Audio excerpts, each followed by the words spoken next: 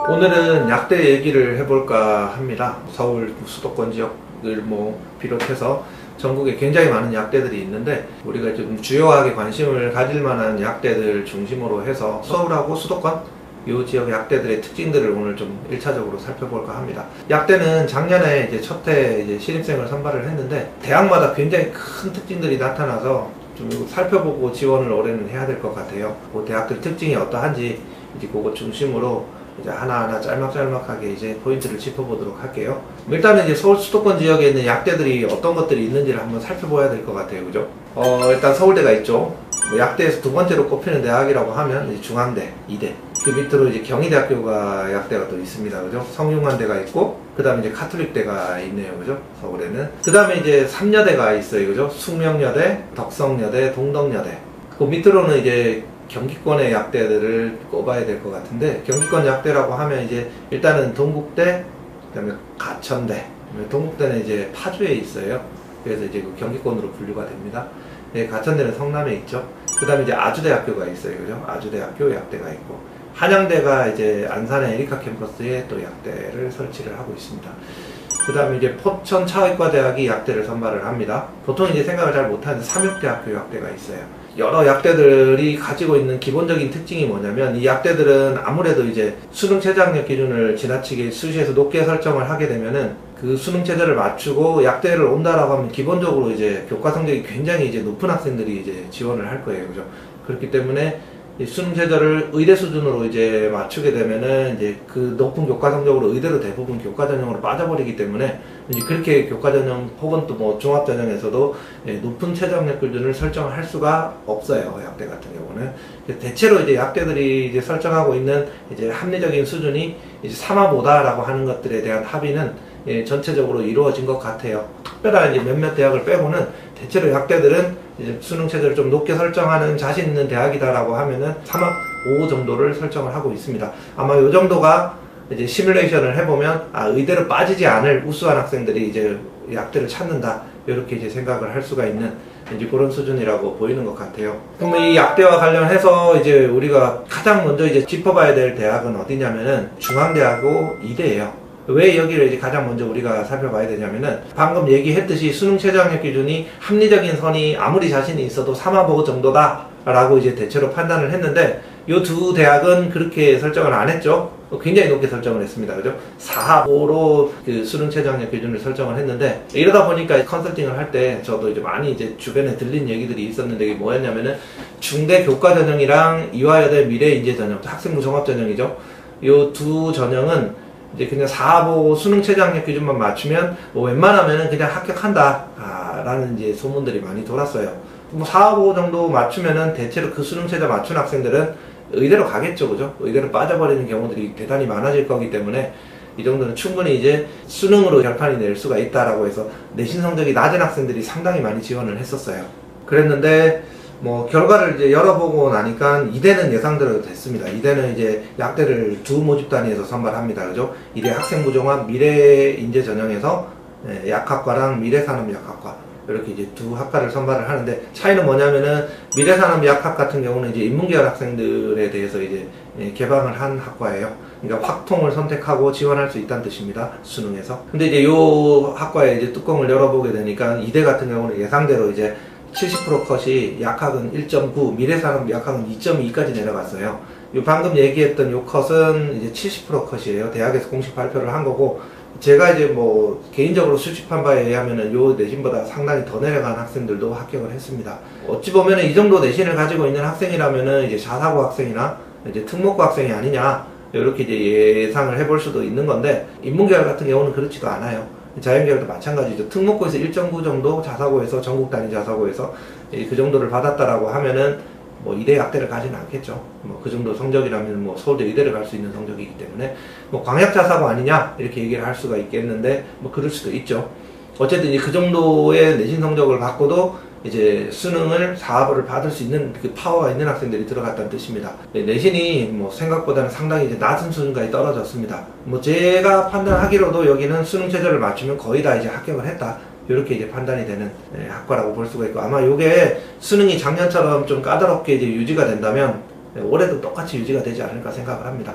올해 뭐 6편 결과를 보면 이게 그대로 유지될 가능성이 상당히 크지 않을까 이렇게 예상을 하고요. 중앙대학교는 생각보다 많이 내려가지는 않았어요. 한 1.5 정도 선까지 내려갔는데 이제 4학월을 맞추고 그 정도 선까지 내려갔는데 중대 약대를 선택한 학생들이 있다는 뜻이에요. 그죠? 이 학생들은 이제 지방의 의대를 버리고 이제 중앙대 약대를 선택했다는 뜻입니다.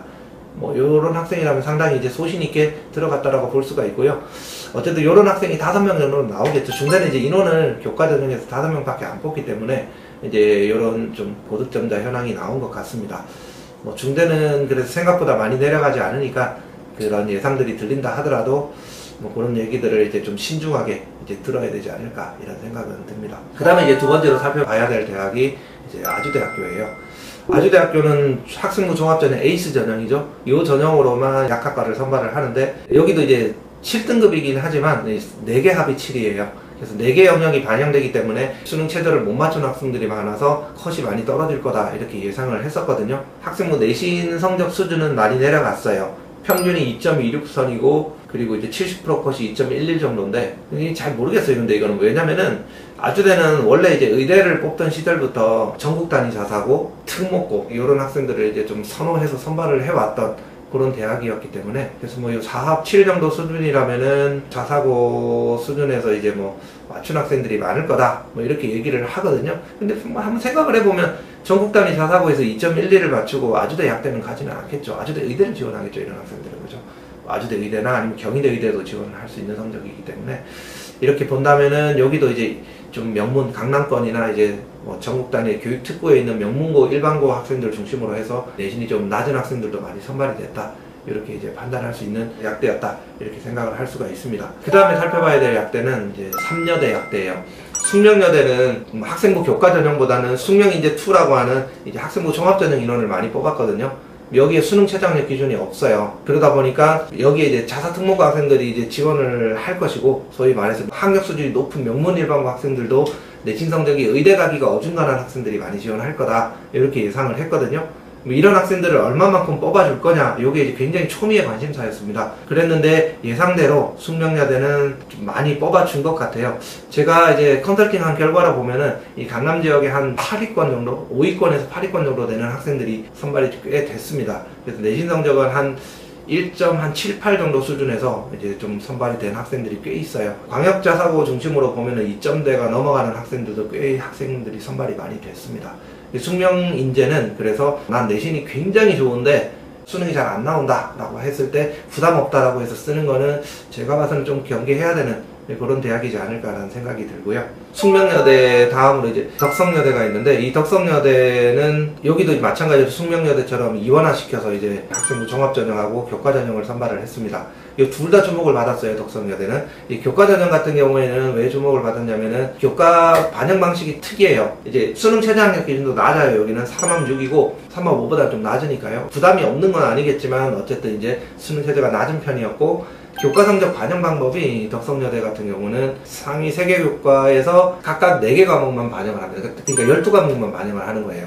이러다 보니까 뭐 거의 지원한 학생들 내신이 1.0이었어요. 그래서 동점자 처리 기준에 보면은 이제 화학 2, 생물 2, 수학, 영어 이런 순서로 수강을 했는지, 그럼 몇 단위를 수강을 했는지, 성취도는 어떤지 이제 이런 것들을 가지고 이제 동점자를 우선 선발한다 이런 기준이 있었거든요. 그래서 예상대로 이제 뭐 결과를 보면 거의 12개 과목에서 1.0인 학생들이 선발이 된 것 같아요. 그랬는데 이제 동점자 기준 따라서 화학2의 이제 과목에서의 성취도가 이제 두드러진 학생, 화투 생투를 수강한 학생, 이런 학생들 중심으로 이제 선발이 되지 않았나 이렇게 생각을 합니다. 어쨌든 이제 그렇게 보면 덕성여대 교과전형 같은 경우는 내신이 전체적으로 다 좋은 건 아니지만 12과목 정도, 상위 3개 교과의 12과목 정도가 나는 괜찮다라고 하는 학생들은 올해도 한번 노려볼 수 있는 전형이지 않을까 이런 생각이 듭니다.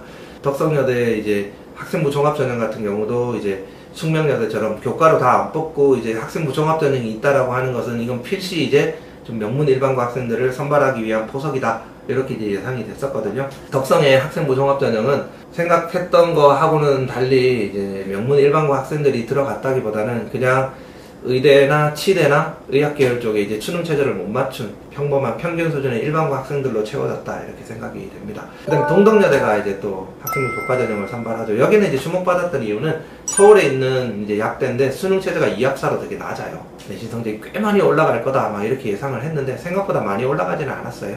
내신 성적이 한 1.34? 뭐 1.5짜리들도 선발이 됐으니까 막 그렇게 보면 이제 많이 올라갈 거라고 예상을 했기 때문에 이제 좀 소극적인 지원이 이루어지지 않았나 이런 생각은 좀 들어요.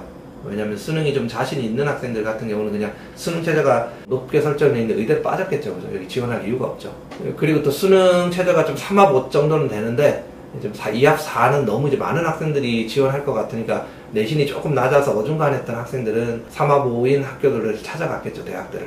여기는 이제 내신이 꽤 좋은 학생들, 좋은 일반고 학생들을 중심으로 지원이 이루어지지 않았나 이런 생각이 듭니다. 그래서 어쨌든 이제 뭐 내신 성적이 1.3, 1.5 정도 수준이라면 거의 의대 갈 학생들이 이제 수능 체제를 못 맞춰서 여기 들어왔다라고 하는 것처럼 이제 뭐 예상보다 많이 올라가지는 않았지만 이제 학생들의 면면은 거의 예상대로 선발이 됐다. 이렇게 이제 생각이 됐습니다. 그리고 이제 우리가 살펴봐야 될 약대는 관심은 있는데 가기 좀 꺼려지는 약대 있죠. 일반고 학생 입장에서는 어디예요? 성대 대표적으로. 그리고 경희대. 또 하나 더 있어요. 그죠? 가천대가 있습니다. 이 약대들은 뭐 생각을 해보면 거의 이제 뭐 자사특목고 학생들을 선호하는 그 정도가 너무 도가 지나치다 싶을 정도로 그 자사특목고 합격 비율이 높은 수준의 대학들이다라고 볼 수가 있는데 뭐 여기는 뭐 예상대로 그렇게 선발을 했습니다. 교과 내신 성적이 밑으로 툭 떨어져 있거든요. 보시면 뭐 70% 컷이 1.8까지 떨어져 있습니다.